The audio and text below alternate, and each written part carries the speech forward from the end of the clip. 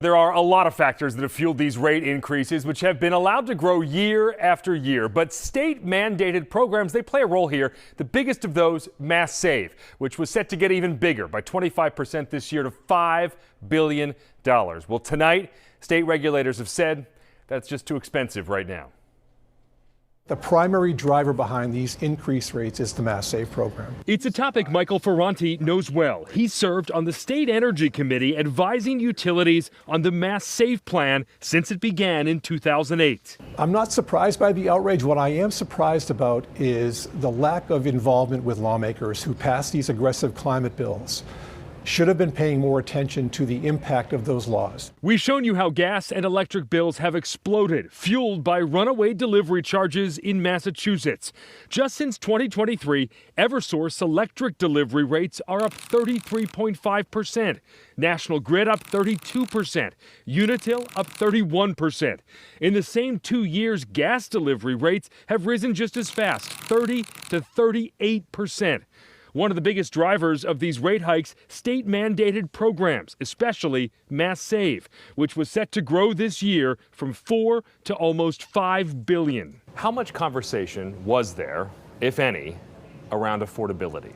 In my view, very little. There are certainly people on the Energy Efficiency Advisory Council that push back heavily on rates and how they impact the low-income community primarily.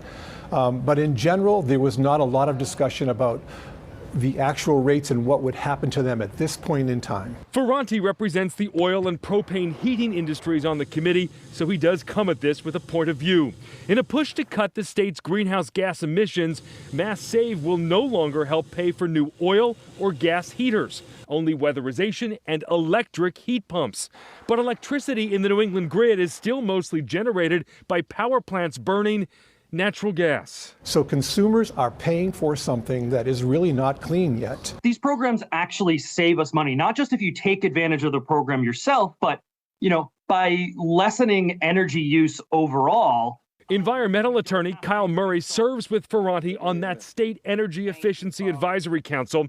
He believes a decision from the state to roll back Mass Save would be short-sighted because the program saves more money than it costs. The Washington situation is going to make it very difficult to hit our climate goals.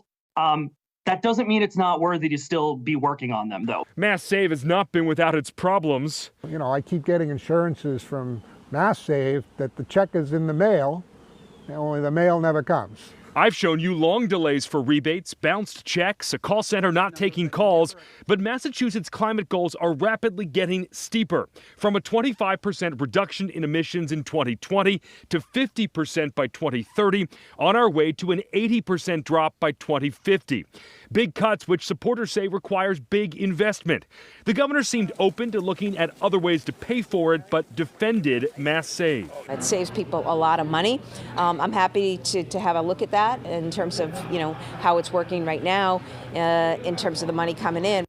All right, so here's what we know tonight. The State Department of Public Utilities late today said that $5 billion price tag, it's too big. So they are trimming it by $500 million to $4.5 billion. That is still growth from the current Mass Save plan, which right now is funded at $4 billion. And since the utilities have already been collecting higher rates based on that bigger Mass Save plan, we're all going to get some money back through lower rates.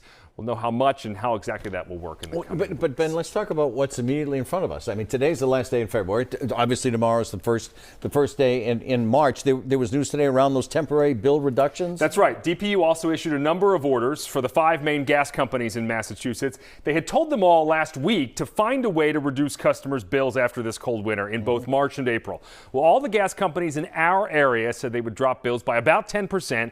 They'll recover that money over the summer when bills are much smaller. Only National Grid was planning to charge interest on that rate deferral, but the company backtracked late last night, as you guys reported here. So all those plans to date were approved. So lower rates start at midnight all tonight. were approved, so they'll start at midnight tonight. All right, thanks, Ben. All right, Ben, thank you. And Ben has been covering the story from the very beginning. You can see all of his reporting on our app and website, where we have a new timeline there laying out how the reporting on this topic caught the attention of the state.